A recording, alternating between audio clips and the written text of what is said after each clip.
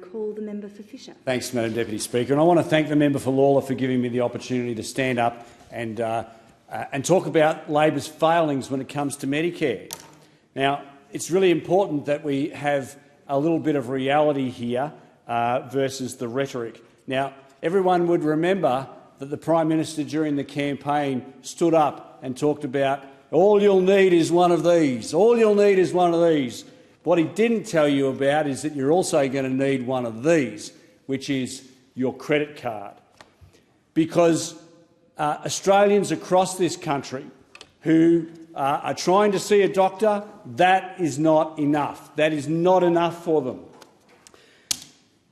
I'll come to some of the stats in a moment, but it's very, very clear that Australians have been sold a pup when it comes to Medicare. They wanted to give this government the benefit of the doubt, but I tell you what, over the next 3 years, Australians will be getting buyer's remorse about this government because they'll realise that you need this more than you need this with this government.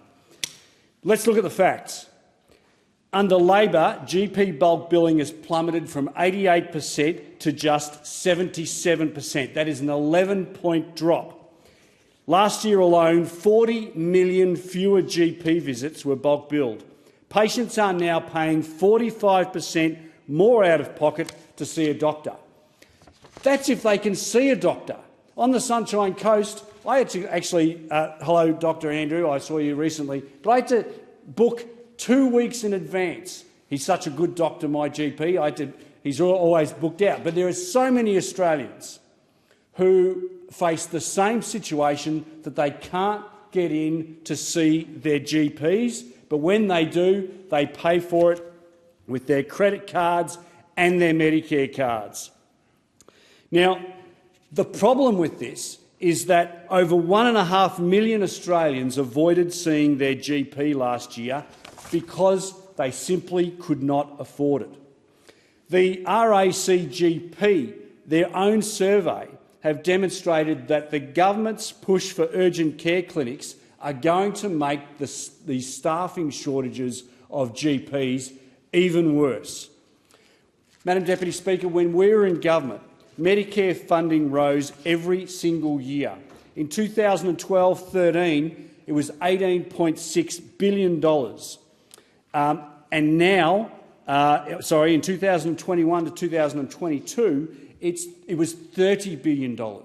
And yet the Labor Party, when they were in opposition, continued to talk about how we cut funding from Medicare. Now, how you can go from 18.6 to 30 billion in a little under a decade and call that a cut, well, that's the Labor Party's economic team in their fine form. In our final year, 167.2 million free GP services were delivered, 61 million more than Labor's last year in office. Now, in relation to mental health is something that I'm very, very passionate about, I've always been very passionate about. But this government's track record on mental health is just as grim. They cut Medicare funding for mental health sessions in half. It was one of the first things that this government did when they won in 2022. It's impacted 372,000 vulnerable Australians. They ignored the expert advice. The health minister ignored the expert advice from a panel that he engaged to look into this. They said keep them. They cut them in half from 20 down to 10. Access to Medicare-supported mental health care is now at a 10-year low. Shame on this government. Labor abolished the National Mental Health Commission, and the chair of the Mental Health Australia resigned in protest after the PM repeatedly refused to meet with him.